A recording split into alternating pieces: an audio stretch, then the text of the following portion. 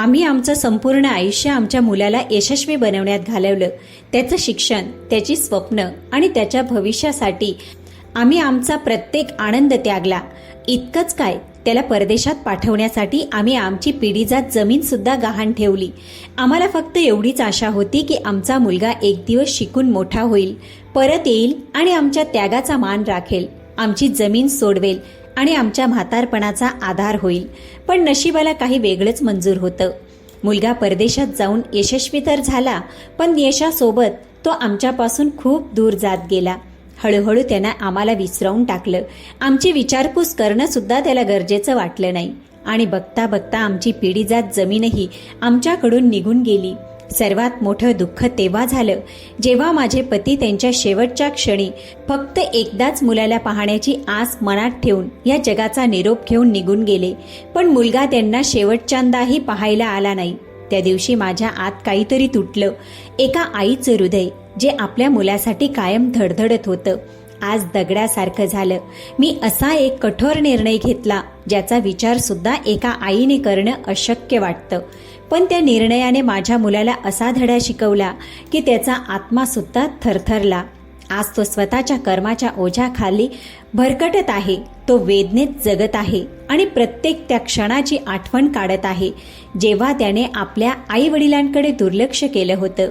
ही कथा फक्त एक कथा नाही, तर आयुष्याचं एक कटू सत्य आहे जे आपल्याला शिकवतं की नात्यांची किंमत वेळ असतानाच समजून घ्यायला हवी, नाहीतर जाणीव होईपर्यंत खूप उशीर झालेला असतो. म्हणून ही कथा शेवटपर्यंत नक्की ऐका. कदाचित ती तुम्हाला तुमच्या आयुष्यातील अंधाऱ्या वाटातून बाहेर काढून योग्य मार्ग दाखवेल. माझं नाव सविता, वय 70 वर्ष.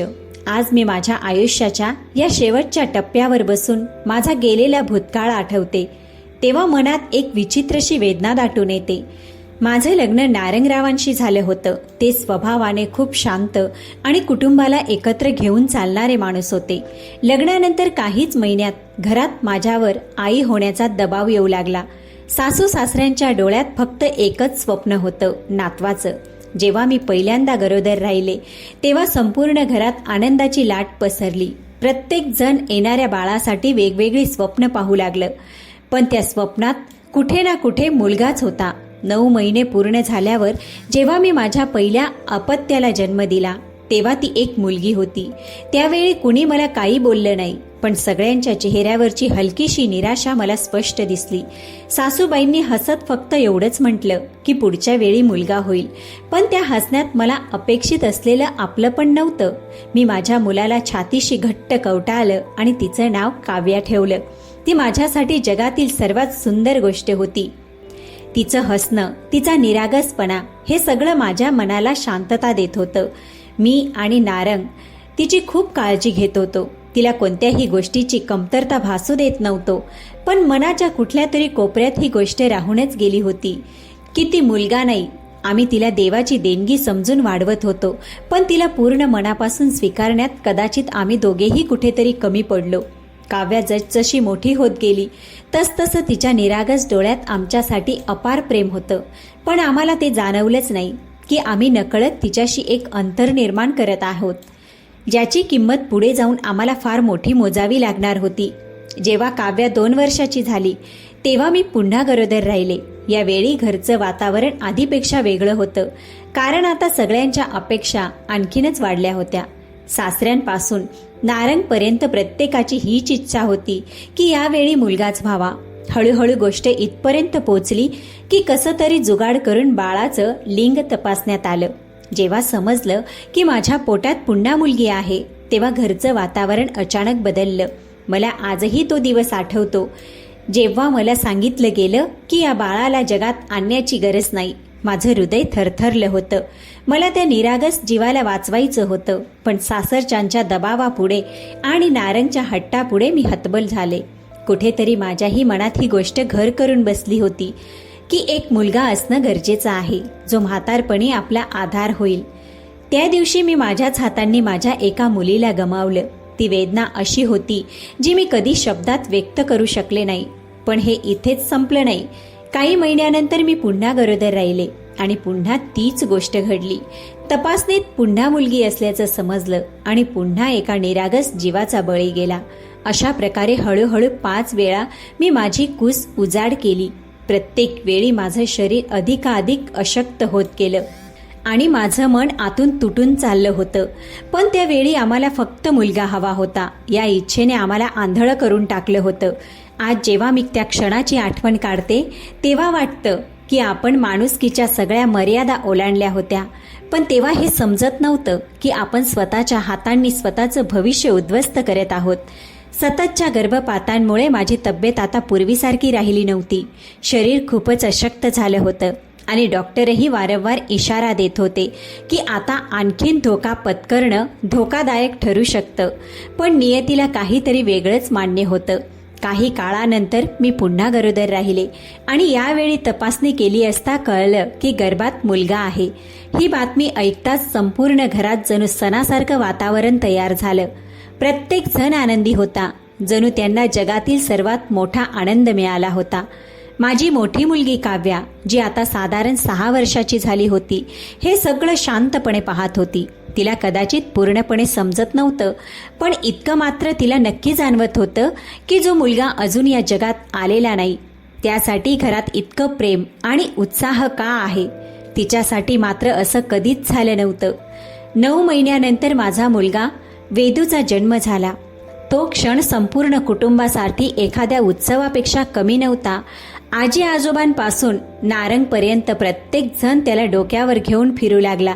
त्याच्या प्रत्येक लहान मोठ्या गरजेची काळजी घेतली जाऊ लागली. त्याची प्रत्येक इच्छा पूर्ण केली जात होती.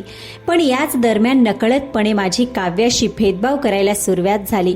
तिला एका साध्या हिंदी माध्यमाच्या शाळेत घातलं, तर वेदूसाठी आम्ही शहरातील सर्वात चांगल्या कॉन्व्हेंट शाळेची निवड केली. त्यावेळी आम्हाला हे सगळं अगदी सामान्य वाटत होतं. पण आज विचार करते तेव्हा वाटतं की आम्ही किती अन्यायी होतो, जे स्वतःच्या मुलीशी इतका मोठा भेदभाव करत होतो. काही काळ हळूहळू सरत गेला. काव्याने आपल्या साध्या शाळेत शिकूनही नेहमी उत्कृष्ट कामगिरी केली. ती मेहनती होती, समजूतदार होती आणि आपल्या स्वप्नांबाबत खूपच गंभीर होती. दुसरीकडे वेदूला लहानपणापासूनच इतकं लाडकोड मिळालं होतं की तो हळूहळू जबाबदाऱ्यांपासून दूर जात गेला. त्याचं अभ्यासात मन लागत नव्हतं. प्रत्येक गोष्ट त्याला सहज मिळत होती. त्यामुळे त्याने कधीच मेहनतीचं महत्त्व समजलं नाही. शिकवणी, शाळा आणि घरी सर्व सुविधा मिळूनही तो कसाबसा 12वीची परीक्षा उत्तीर्ण होऊ शकला. तर काव्याने आपलं शिक्षण सुरूच ठेवलं आणि पदव्युत्तर शिक्षणापर्यंत पोहोचली. पण तिचं शिक्षण पूर्ण होताच घरात तिच्या लग्नाची चर्चा सुरू झाली. काव्याला अजिबात लग्न करायचं नव्हतं. ही गोष्ट मला तिच्या डोळ्यात रोज स्पष्ट दिसत होती. काही बोलत नव्हती ती, पण तिची शांतता खूप काही सांगून जायची. घरात रोज हीच चर्चा व्हायची. आता मुलगी मोठी झाली आहे, तिला तिच्या घरी पाठवा. आजी आजोबा वारंवार आपल्या वयाचा दाखला देत म्हणायचे. आम्ही आता म्हातारे झालो आहोत. वरून कधी बोलावणं येईन सांगता येत नाही. निदान मरण्यापूर्वी तरी आपल्या नातीचं लग्न पाहू. त्यांच्या या बोलण्यामुळे घरचं वातावरण असं व्हायचं की जणू काव्याचं लग्न हा आता पर्याय नसून एक मजबुरी झाली होती. नारंगही पूर्णपणे त्यांच्या बाजूने उभे राहायचे आणि हळूहळू मीही त्याच विचारांच्या प्रवाहात वाहत गेले. मीही काव्याला समजावू लागले की मुलीचं खरं घर म्हणजे तिचं सासर असतं. इथे तर तू फक्त पाहुणी आहेस. हे म्हणताना मी एकदाही विचार केला नाही की माझे हे शब्द तिच्या मनाला किती खोलवर जखम करत असतील. प्रत्येक वेळी मी हे म्हणायचे, तिचे डोळे भरून यायचे. ती काहीच बोलायची नाही, पण तिची नजर जणू मला प्रश्न विचारायची. जर हे माझं घर नाही तर मग माझं घर आहे तरी कुठे? आजही तिचे ते अश्रूंनी भरलेले डोळे मला झोपू देत नाही. जणू ती आजही माझ्याकडून उत्तर मागत आहे. लहानपणापासूनच तिच्याशी झालेला तो दुर्लक्षित भेदभाव आता तिच्या मनात शांतपणे मुळं धरून बसला होता. तिथे वेदू काहीही करायचा, त्याची प्रत्येक चूक दुर्लक्षित केली जायची, तर काव्या प्रत्येक काम पूर्ण मनापासून करायची. घरातील प्रत्येक सदस्याची काळजी घ्यायची. पण तिला कधी मनापासून कौतुक मिळालं नाही. कधी कोणी तिला मिठी मारून असंही म्हटलं नाही की आम्हाला तुझा अभिमान आहे. ती नेहमी स्वतःच्या घरातही परकीच राहिली. शेवटी काव्याने आमच्या आनंदासाठी आमच्या दबावापुढे झुकून लग्नासाठी होकार दिला. पण मला चांगलंच माहीत होतं की तो तिच्या मनापासून दिलेला होकार नव्हता, तर एका तुटलेल्या मुलीची मजबुरी होती. खरं सांगायचं तर आमच्यासाठी तिचं लग्न ही फक्त एक जबाबदारी होती, जी आम्हाला शक्य तितक्या लवकर पूर्ण करून टाकायची होती, जेणेकरून आम्ही पूर्णपणे वेदूच्या भविष्यावर लक्ष केंद्रित करू शकू. असा विचार करून नारंगने घाईघाईत आपल्या एका जुन्या परिचयाच्या व्यक्तीचा मुलगा अभि याच्याशी काव्याचं लग्न ठरवलं. जेव्हा मी पहिल्यांदा ऐकलं की मुलगा काव्यापेक्षा जवळपास 12 वर्षांनी मोठा आहे, तेव्हा माझं हृदय क्षणभर दडपलं. मनात अनेक प्रश्न उभे राहिले. हे योग्य आहे का? काव्या आनंदी राहू शकेल का? पण मग सासू सासऱ्यांनी मला समजावलं, आमच्या काळात तर 15 ते 20 वर्षाचं अंतरही असायचं. हे तर काहीच नाही. मुलगा चांगला आहे, तेवढंच पुरेसा आहे. आणि मी पुन्हा एकदा त्यांच्या बोलण्याला भुलले. मी माझ्या आईपणाच्या आवाजाला दाबून टाकलं. खरं म्हणजे आम्हालाही काव्याच्या लग्नात जास्त खर्च करायचा नव्हता. आमच्या मनात फक्त एकच विचार होता की जितके शक्य तितके पैसे वाचावेत, जेणेकरून वेदूच्या शिक्षणावर आणि त्याच्या भविष्यासाठी खर्च करता येईल. याच कारणामुळे आम्ही एका साध्या कुटुंबात कोणताही जास्त थाटमाट न करता अगदी साध्या पद्धतीने काव्याचं लग्न लावून दिलं. ना काही खास तयारी, ना काही मोठी स्वप्न, जणू एखादी जबाबदारी पार पाडत आहोत. जेव्हा निरोप देण्याची वेळ आली, ते दृश्य आजही माझ्या डोळ्यांसमोर ताजं आहे. काव्या ढसाढसा रडत होती. तिचा आवाज थरथरत होता. ती वारंवार माझा हात धरून म्हणत होती, आई मला जायचं नाही ग, हे माझं घर आहे, मला इथेच राहू दे. पण त्यावेळी आमची मनं जणू दगडासारखी झाली होती. आम्ही तिचं ऐकलं नाही आणि तिला गाडीत बसवून निरोप दिला. गाडी दूर जात राहिली आणि मी उभी राहून तिला पाहत राहिले. त्या दिवशी फक्त माझ्या मुलीला निरोप दिला नव्हता, तर तिचा विश्वास, तिचं बालपण आणि तिचे हक्कही कायमचे गमावले होते. मात्र नशिबाने इथे थोडी साथ दिली. अभि जरी वयाने तिच्यापेक्षा मोठा होता आणि आर्थिकदृष्ट्या आमच्यापेक्षा कमकुवत होता, तरी तो मनाने अतिशय चांगला माणूस निघाला. त्याने काव्याला फक्त पत्नी म्हणून नाही, तर एक माणूस म्हणून समजून घेतलं.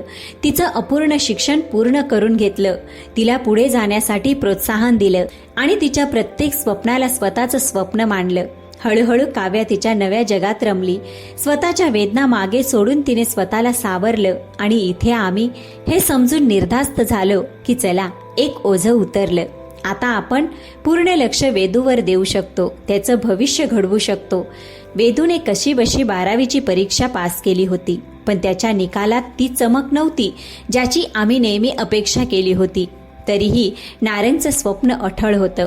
ते कोणत्याही परिस्थितीत आपल्या मुलाला परदेशात शिकवण्यासाठी पाठवू इच्छित होते, जेणेकरून तो मोठा माणूस बनू शकेल. ते सर्व काही मिळवू शकेल जे आम्ही कधीच मिळवू शकलो नाही. ते रात्रंदिवस याच प्रयत्नात असायचे. लोकांना भेटायचे, माहिती गोळा करायचे, पैशांची व्यवस्था करायचे. अखेर त्यांच्या मेहनतीला यश आलं आणि आम्हाला वेदूला जर्मनीतील एका चांगल्या अभियांत्रिकी महाविद्यालयात पाठवण्याची संधी मिळाली. पण हा मार्ग इतका सोपा नव्हता. फी खूप जास्त होती आणि आमच्याकडे इतके पैसे नव्हते. त्यामुळे आम्हाला आमच्या गावातील वडिलोपार्जित जमीन गहाण ठेवावी लागली. ती जमीन फक्त जमीन नव्हती, तर आमच्या पूर्वजांची निशाणी होती, आमच्या मुळांचा एक भाग होती. पण त्यावेळी आम्हाला फक्त आमच्या मुलाचं भविष्य दिसत होतं. आम्ही विचार केला की ही फक्त काही वर्षाची गोष्ट आहे. वेदू शिक्षण पूर्ण करून चांगली नोकरी करेल आणि मग आपण आपली जमीन परत सोडवून घेऊ. वेदू स्वतःही खूप आनंदी होता. त्याच्या चेहऱ्यावर एक वेगळी चमक होती. जेव्हा आजूबाजूच्या लोकांना कळलं की नारंगचा मुलगा परदेशात जात आहे, तेव्हा सर्वत्र फक्त त्याचीच चर्चा होऊ लागली. आम्हीही अभिमानाने भरून जायचो. असं वाटत होतं जणू आम्ही आयुष्यात काहीतरी खूप मोठं मिळवलं आहे. मग तो दिवस देखील आला जेव्हा वेदूला जायचं होतं. त्याला इतक्या दूर पाठवताना मन जड झालं होतं. डोळे वारंवार भरून येत होते. मी त्याला मिठी मारली, त्याच्या डोक्यावरून हात फिरवला आणि ओल्या डोळ्यांनी त्याला निरोप दिला. त्या दिवसानंतर आमचा प्रत्येक दिवस फक्त याच प्रतीक्षेत जाऊ लागला की आमचा मुलगा यशस्वी होऊन परत कधी येईल. वेदूशी आमची अनेकदा फोनवर बोलणं व्हायचं. तो आम्हाला तिथल्या आयुष्याबद्दल सांगायचा. तिथले रस्ते किती स्वच्छ आणि नेटनेटके आहेत हे सुद्धा सांगायचा. ट्रान्सपोर्ट सिस्टम इतकी व्यवस्थित कशी आहे, लोक आपापल्या कामातच इतके व्यस्त कसे असतात आणि कोणालाही दुसऱ्याच्या आयुष्यात ढवळाढवळ करण्यासाठी वेळच नसतो. अनेकदा तो आम्हाला व्हिडिओ कॉल करून तिथली दृश्य दाखवायचा आणि ते सगळं पाहून आम्ही आश्चर्यचकित व्हायचो. आमचा मुलगा आनंदी आहे हे पाहून आम्हाला समाधान वाटायचं. तो आपली स्वप्न जगत होता. हळूहळू 1 वर्ष निघून गेलं, पण त्याला एकदा पाहण्यासाठी आमचे डोळे आसुसले होते. इकडे घरातही परिस्थिती बदलू लागली. माझ्या सासू सासऱ्यांची तब्येत म्हातारपणामुळे सतत खालावत चालली होती. त्यांची शेवटची एकच इच्छा होती, मरण्यापूर्वी एकदा आपल्या नातू वेदूला पाहावं. त्याच दरम्यान एके दिवशी अचानक माझ्या सासऱ्यांची तब्येत खूपच खराब झाली. ही बातमी ऐकताच काव्या कोणताही विलंब न करता धावत आली. पण खरं सांगायचं तर तिच्या येण्याची जितकी वाट कोणी पाहत नव्हतं, त्यापेक्षा जास्त वेदूची वाट पाहत होतं. आम्ही वारंवार हेच विचार करत होतो की कदाचित आता वेदू येईल, पण तसं झालं नाही. अखेर माझ्या सासऱ्यांनी अखेरचा श्वास घेतला आणि या जगाचा निरोप घेतला. आम्ही फोनवरून वेदूला बातमी दिली. त्याने दुःख व्यक्त केलं, पण येण्याबद्दल काहीच बोलला नाही. आम्हीही स्वतःला समजावलं की इतक्या दूरवरून येणं त्याच्यासाठी कठीण असेल. काही महिन्यानंतर माझी सासूही आम्हाला सोडून गेली. यावेळी आम्ही वेदूला खास करून येण्यास सांगितले, पण त्याने स्पष्ट नकार दिला. तो म्हणाला, आई, इथे खूप प्रोजेक्ट सुरू आहेत. पुढच्या महिन्यात परीक्षा देखील आहे. जर मी आता आलो तर सगळं बिघडेल. त्याचं बोलणं ऐकून एका क्षणासाठी मन तुटलं, पण लगेचच आम्ही स्वतःला सावरलं आणि त्याला सांगितलं की त्याने आपल्या भविष्यावर लक्ष द्यावं, इथली काळजी करू नये. त्यावेळी आम्हाला वाटलं की आम्ही चांगले आईवडील म्हणून आपलं कर्तव्य पार पाडत आहोत, पण कदाचित आम्हाला हे समजलंच नाही. आम्ही आमचीच नाती हळूहळू कमकुवत करत होतो. काळाचं चाक असंच फिरत राहिलं. 2 वर्ष, मग 4 वर्ष आणि बघता बघता 5 वर्ष निघून गेली. वेदूचं शिक्षण आता पूर्ण झालं आणि आमच्या आशा शिगेला पोचल्या होत्या. आम्हाला पूर्ण विश्वास होता की आता तो आमच्याकडे परत येईल. आमच्या अंगणात पुन्हा एकदा आनंद परतेल. ज्या दिवशी त्याचा निकाल लागला त्या दिवशी त्याचा फोन आला. त्याच्या आवाजातला आनंद स्पष्ट जाणवत होता. आई, मी चांगल्या गुणांनी माझं शिक्षण पूर्ण केलं आहे. हे ऐकताच माझ्या डोळ्यात अश्रू आले आणि नारंगची छाती अभिमानाने भरून आली. आम्हाला वाटलं जणू आमचे सगळे त्याग सफल झाले, जणू आमच्या आयुष्यातलं सर्वात मोठं स्वप्न पूर्ण झालं. नारंग लगेच उत्साहाने म्हणाले, बाळा, आता पुढची फ्लाईट पकड आणि घरी ये. तुला पाहण्यासाठी आमचे डोळे आसुसले आहेत. पण त्यांनी हे म्हणताच मला जाणवलं की वेदूच्या चेहऱ्यावरचं हास्य एका क्षणात फिक्कं पडलं. तो थोडा वेळ शांत राहिला आणि म्हणाला, बाबा, आता येणं शक्य नाही. पुढच्या महिन्यात इथे कॅम्पस प्लेसमेंट होणार आहे. मोठमोठ्या कंपन्या येणार आहेत. जर मला इथेच नोकरी मिळाली तर माझं आयुष्य स्थिर होईल. इतक्या वर्षांची मेहनत आणि इतके पैसे तुम्ही माझ्यावर खर्च केलं आहे, त्यांचं सार्थक होईल. त्याचं बोलणं ऐकून माझं मन जणू खचून गेलं. मला म्हणायचं होतं, बाळा, तू फक्त घरी ये, इथेही तुला नोकरी मिळेल. पण मी काही बोलण्याआधीच तो पुढे म्हणाला, प्लीज बाबा, थोडं व्यावहारिकपणे विचार करा. फक्त 1.5 महिन्याचा प्रश्न आहे. माझी निवड होताच मी भारतात येईन. आणि इतकं बोलून त्याने फोन ठेवला. त्या दिवसानंतर आमच्या आशा पुन्हा एकदा प्रतीक्षेत बदलल्या आणि आमचे डोळे पुन्हा त्याच रस्त्याकडे लागून राहिले ज्या रस्त्याने तो येणार होता. पण ही प्रतीक्षा काही संपायचं नाव घेत नव्हती. आणखी काही महिने गेले, पण वेदू ना आला ना त्याने कोणती ठोस बातमी दिली. त्या दरम्यान आमचं आयुष्य पूर्णपणे बदललं होतं. आता घरात फक्त आम्ही दोघे वृद्धच उरलो होतो. नारंग निवृत्त झाले होते. त्यांची कोणतीही कायमस्वरूपी सरकारी नोकरी नव्हती, म्हणून उत्पन्नाचं कोणतंही कायमस्वरूपी साधन उरलं नाही. घर खर्च चालवणं हळूहळू कठीण होत चाललं होतं. गावातील जी वडिलोपार्जित जमीन आम्ही वेदूच्या शिक्षणासाठी गहाण ठेवली होती, ती आता सोडवून घेण्याची कोणतीही आशा उरली नव्हती. कारण ना वेदू आला ना आमच्याकडे पैसे उरले. हळूहळू ती जमीनही आमच्या हातातून निघून गेली. ज्या घरात कधी कोणत्याही गोष्टीची कमतरता नव्हती, त्याच घरात आता 2 वेळच्या जेवणाची सोय करणं सुद्धा कठीण झालं. जर आमच्या कथेतला एक जरी भाग तुम्हाला मनापासून स्पर्श करत असेल तर प्लीज कॉमेंटमध्ये तुमचे विचार नक्की मांडा. आमच्यासोबत जे घडलं ते योग्य होतं का हेही आम्हाला सांगा. वेदूचं आपल्या आई वडिलांशी वागणं योग्य होतं का, की खरंच हे आमच्या स्वतःच्या कर्माची शिक्षा होती? तुमचा प्रत्येक शब्द आमच्यासाठी खूप महत्त्वाचा आहे. आणि ही कथा जर का तुम्हाला आवडली असेल, तुमच्या मनाला स्पर्श करून गेली असेल तर व्हिडिओला लाईक आणि चॅनलला सबस्क्राईब अवश्य करा. एक दिवस तर परिस्थिती इतकी वाईट झाली की घरात खाण्यासाठी तांदळाचा एक दाणा सुद्धा उरला नव्हता आणि मोबाईलमध्ये इतकं सुद्धा बॅलन्स नव्हतं की आम्ही वेदूला फोन करू शकलो असतो. आम्ही दोघे एकमेकांकडे पाहायचो आणि फक्त शांतपणे रडत बसायचो. आमच्या परिस्थितीवर, आमच्या नशिबावर आणि कदाचित त्या निर्णयांवर सुद्धा जे आम्ही कधीतरी योग्य समजले होते. आम्हाला जाणवत होतं की ही आमच्या स्वतःच्या कर्माचीच शिक्षा आहे जी आम्ही आयुष्यात केले होते. आम्ही काव्यासोबत अन्याय केला. तिला कधीच ते प्रेम आणि सन्मान दिला नाही ज्याची ती पात्र होती. आणि त्याहूनही मोठं पाप म्हणजे आम्ही 5-5 मुलींचे गर्भपात केले होते.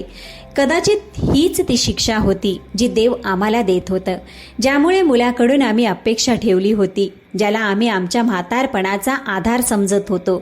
तोच आज आमची साधी विचारपूस सुद्धा करत नव्हता आणि आम्ही इथे आमचं संपूर्ण आयुष्य, आमची मेहनत, आमची सगळी साठवणूक त्याच्यावर खर्च करून फसल्यासारखे बसलो होतो. खरंच ही आमच्या कर्माचीच शिक्षा होती, नाहीतर आणखी काय. आम्ही आमच्या केलेल्या कृत्याबद्दल सतत पश्चाताप करत राहिलो. प्रत्येक क्षणी स्वतःलाच दोष देत राहिलो. त्याच निराशेच्या दिवसात जेव्हा आम्ही दोघेही उपाशी आणि पूर्णपणे खचून बसलो होतो, तेव्हाच दारात हलकासा आवाज झाला. उपासमारीमुळे अशक्त आणि धुसर झालेल्या आमच्या डोळ्यांनी दाराकडे पाहिलं, जिथे एक सावली उभी होती. सुरुवातीला आम्ही तिला ओळखू शकलो नाही, पण ती जवळ येताच दिसलं की ती दुसरी कोणी नसून आमची स्वतःची मुलगी काव्या होती. ती छान कपड्यात सजलेली होती. तिच्या हातात एक महागडी बॅग, पण तिच्या चेहऱ्यावरचं तेज, आपलेपण, तिची काळजी स्पष्ट दिसत होती. आम्हाला त्या अवस्थेत पाहून ती क्षणभर स्तब्ध झाली. मग लगेच धावत आमच्याजवळ आली आणि आम्हाला सावरू लागली. तिच्या डोळ्यात अश्रू होते आणि आवाजात भीती होती. आई, हे सगळं कधी झालं? तुम्ही मला सांगितलं का नाही? त्यावेळी मी स्वतःला सावरू शकले नाही आणि रडत रडत तिला सगळी सत्यकथा सांगितली. इतकी वर्ष आम्ही आमच्या मुलात इतके गुंतून राहिलो की आम्हाला हेच आठवलं नाही की आमची एक मुलगी सुद्धा आहे. पण ती आम्हाला कधी विसरली नाही. ती तिच्यासोबत जेवण घेऊन आली होती. तिने आम्हाला स्वतःच्या हाताने जेवू घातलं, पाणी दिलं आणि त्या क्षणी मला पहिल्यांदाच जाणवलं की खरा आधार कोण असतो. मग ती हसत म्हणाली की गेल्याच महिन्यात तिची सरकारी शाळेत शिक्षिका म्हणून नोकरी लागली आहे आणि हा तिचा पहिला पगार आहे. त्यातूनच ती माझ्यासाठी साडी, तिच्या वडिलांसाठी कपडे आणि आमच्यासाठी अन्न, फळं आणि मिठाई घेऊन आली होती. तिचं बोलणं ऐकून माझं हृदय अभिमानाने भरून आलं, पण त्या अभिमानात एक खोल लाजही दडलेली होती. काव्याने आमच्यासाठी खूप प्रेमाने सगळं आणलं होतं, पण नारंग अजूनही तिच्याशी औपचारिकपणेच वागत होते. आमची परिस्थिती इतकी वाईट होती तरीही आमच्या मनाच्या कुठल्या तरी कोपऱ्यात अजूनही मुलासाठीच जास्त जागा होती. हे खरं आहे, माणूस मुलाच्या मोहात इतका आंधळा होतो की स्वतःच्या मुलांमध्येच भेदभाव करायला लागतो आणि त्यालाच योग्य ठरवू लागतो. काव्या जाताना घरासाठी किराणा, फळं आणि भाज्या विकत घेऊन ठेवून गेली. संध्याकाळपर्यंत तिने घर नीट आवरलं, जणू ती आजही त्या घराची फक्त मुलगी नव्हती तर त्याची जबाबदार मालकीण होती. जाताना ती म्हणाली की आता अधूनमधून येत राहील, आमची काळजी घेईन. पण नारंग हळू आवाजात म्हणाले, तुला हे सगळं करण्याची काही गरज नाही. तू तुझा संसार सांभाळ, तीच तुझी जबाबदारी आहे. काव्या काही बोलली नाही, फक्त हलकसं हसली आणि निघून गेली. त्या दिवसानंतर ती दर आठवड्याला, कधी 7 दिवसांनी तर कधी 10 दिवसांनी आम्हाला भेटायला येऊ लागली. ती आमच्या प्रत्येक गरजेची काळजी घ्यायची, औषधं आणायची, जेवण बनवायची, घर सांभाळायची. आणि मी प्रत्येक वेळी तिला पाहून विचार करायचे की जिला आम्ही कधी आपली समजलंच नाही, ती आज आमच्यासाठी सर्वस्व बनली आहे. आता कदाचित नारंगलाही हा फरक समजू लागला होता. दुसरीकडे वेदू, त्याचा तर आता फोन येणं सुद्धा बंद झालं. अनेक महिने असेच निघून गेले. आता तर जणू आम्ही अपेक्षा करणं सुद्धा सोडून दिलं होतं. तेवढ्यात एक दिवस अचानक वेदूचा फोन आला. त्याचं नाव स्क्रीनवर पाहून मनात एक हलकीशी आशा निर्माण झाली. कदाचित आता तो येण्याबद्दल बोलेल, कदाचित त्याला आमची आठवण आली असेल. पण त्याने जे सांगितलं त्यावर आमचा विश्वासच बसला नाही. तो अगदी साध्या आवाजात म्हणाला, आई, मला जर्मनीतील एका मोठ्या टेक कंपनीत नोकरी मिळाली आहे आणि मी इथेच राहण्याचा निर्णय सुद्धा केला आहे. मी काही समजून घेईपर्यंत त्याने पुढे सांगितलं, भारतीय नागरिक असल्यामुळे मला इथे पगार आणि सुविधा कमी मिळत होत्या, म्हणून मी एका जर्मन मुलीशी लग्न केलं आहे आणि माझं नागरिकत्व सुद्धा बदलून जर्मन केलं आहे. हे ऐकताच असं वाटलं जणू कुणीतरी आमच्या पायाखालची जमीनच खेचून घेतली. माझा घसा कोरडा पडला, हात थरथर कापू लागले आणि नारंगचा चेहरा अगदी पांढरा फट्टक पडला. आम्हाला हे सगळं तेव्हा कळत होतं जेव्हा सगळं काही आधीच घडून गेलं होतं. त्याने ना आम्हाला विचारलं ना आम्हाला सांगितलं ना आमच्या मताला काही किंमत दिली. मग त्याने व्हिडिओ कॉलवर त्याच्या पत्नीची आमच्याशी ओळख करून दिली. जणू काही खूप मोठं यश दाखवत होता. पण एकदाही त्याने विचारलं नाही की आम्ही कसे आहोत, आमची अवस्था कशी आहे, आम्हाला कशाची गरज आहे का. त्याने फक्त त्याचा निर्णय सांगितला आणि फोन ठेवून दिला. त्या क्षणी मला पहिल्यांदाच जाणवलं की आम्ही आमच्या मुलाला इतका मोठा तर केलं, पण इतका दूरही केलं की आता त्याच्या मनात आमच्यासाठी अजिबात जागाच उरली नव्हती. फोन कट होताच नारंगचे हातपाय थंड पडू लागले आणि ते अचानक जमिनीवर कोसळले. मी अतिशय घाबरले. मला काही समजत नव्हतं की काय करावं. मी मोठ्याने त्यांचं नाव घेऊन हाक मारू लागले, पण ते बेशुद्ध झाले होते. माझे हात थरथरत होते. डोळ्यांसमोर अंधार दाटून आला होता. कसं बसं धैर्य गोळा करून मी लगेच काव्याला फोन लावला. ती 1 तासाच्या आत धावत आली आणि काहीही न विचारता आम्हाला सावरत नारंगला रुग्णालयात घेऊन गेली. डॉक्टरांनी सांगितलं की त्यांना अतिशय गंभीर हृदयविकाराचा झटका आला आहे आणि आता त्यांच्याकडे फारसा वेळ उरलेला नाही. हे ऐकून माझं जणू संपूर्ण जगच उद्ध्वस्त झालं. नारंग वारंवार फक्त एकच गोष्ट म्हणत होते, मरण्यापूर्वी एकदा वेदूला पाहू दे. त्यांचा आवाज हळूहळू मंद होत चालला होता, पण त्या इच्छेत एका वडिलांचं संपूर्ण प्रेम होतं. मी लगेचच वेदूला फोन लावला, पण तो फोन उचलत नव्हता. मी त्याला सतत फोन करत राहिले, पुन्हा पुन्हा करत राहिले, पण त्याने एकदाही फोन उचलला नाही. इकडे नारंगची तब्येत दिवसेंदिवस खालावत चालली होती आणि तिकडे काव्या पूर्ण मनापासून तिच्या वडिलांची सेवा करत होती. मी तिच्यात एक वेगळंच रूप पाहिलं. अशी मुलगी जी प्रत्येक अर्थाने मुलापेक्षाही श्रेष्ठ ठरत होती. ती स्वतःचं घरही सांभाळत होती, नोकरीही करत होती आणि त्याचबरोबर रुग्णालयात दिवस रात्र राहून वडिलांची काळजी सुद्धा घेत होती. खरं सांगायचं तर इतकं कदाचित एखादा मुलगाही आपल्या आईवडिलांसाठी करू शकणार नाही. पाहता पाहता रुग्णालयात 1 महिना निघून गेला आणि त्या संपूर्ण काळाचा खर्च काव्याने स्वतःच्या जोरावर उचलला. तर अविने प्रत्येक पावलावर तिची साथ दिली. पण डॉक्टरांनी नारंगबाबत हात टेकले होते. त्यांनी स्पष्ट सांगितलं की आता ते फक्त काही दिवसांचे पाहुणे आहेत. मी आतून पूर्णपणे कोसळले. आता तर त्यांनी एकदा वेदूला पाहू दे असं म्हणणं सुद्धा बंद केलं. ते शांत झाले होते. त्यांना पाहून मी आणखीनच तुटत गेले. पण काव्याने मला सावरून ठेवलं. आता मी मनाने इतकी कठोर झाले होते की माझ्या आयुष्यातून वेदूला कायमचं काढून टाकलं होतं. दुसऱ्याच दिवशी नारंग आम्हाला कायमचे सोडून गेले. मी पूर्णपणे तुटून गेले. ते या दुःखातून कायमचे मुक्त झाले. पण मी अजूनही या वेदनांनी भरलेल्या जगात माझ्या कर्मांची फळं भोगत होते. तेवढ्यात अचानक माझा फोन वाजला. स्क्रीनवर वेदूचं नाव दिसलं. पण यावेळी मी माझी माया दाबून ठेवली. माझ्या डोळ्यात फक्त राग होता. आता जेव्हा सगळं संपलं होतं तेव्हा त्याचा फोन माझ्यासाठी शिक्षेपेक्षा कमी नव्हता. मी फोन कट केला. फोन पुन्हा वाजला. 1दा, 2दा, मग 3दा. मी तो उचललाच नाही आणि मग मी त्याचा नंबर ब्लॉक केला. नारंग सोबत वेदूही माझ्या आयुष्यातून कायमचा निघून गेला. दड मनाने आम्ही नारंगचं पार्थिव घरी आणलं आणि अंत्यसंस्काराची तयारी सुरू झाली. सगळ्या नातेवाईकांची एकच अपेक्षा होती की वेदू येईल आणि आपल्या वडिलांना मुखाग्नी देईल. कारण समाज आणि शास्त्रानुसार हा अधिकार मुलाचा असतो. तेवढ्यात अचानक दाराशी हालचाल झाली आणि समोर वेदू उभा होता. त्याला पाहून मी क्षणभर स्तब्ध झाले.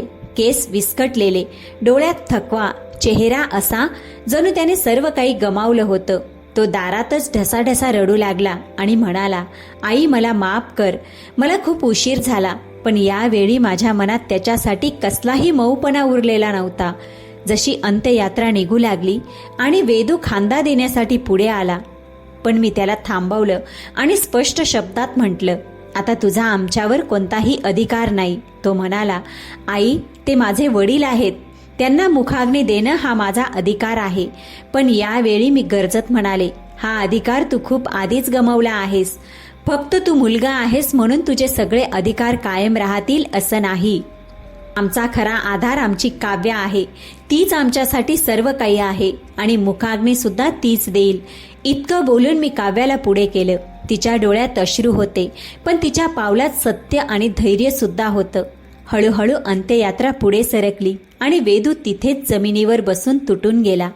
नंतर सगळं संपल्यावर मी त्याला स्पष्ट सांगितलं की आता तो त्याच्या जगात परत जावा, त्या देशात, त्या आयुष्यात जे त्याने निवडलं होतं. तेव्हा तो रडत रडत म्हणाला की त्याच्या जर्मन पत्नीने त्याची फसवणूक केली. तिने त्याच्याशी फक्त लग्न पैशांसाठी केलं आणि घटस्फोटानंतर त्याला कर्ज आणि एकटेपणाशिवाय काहीच मिळालं नाही.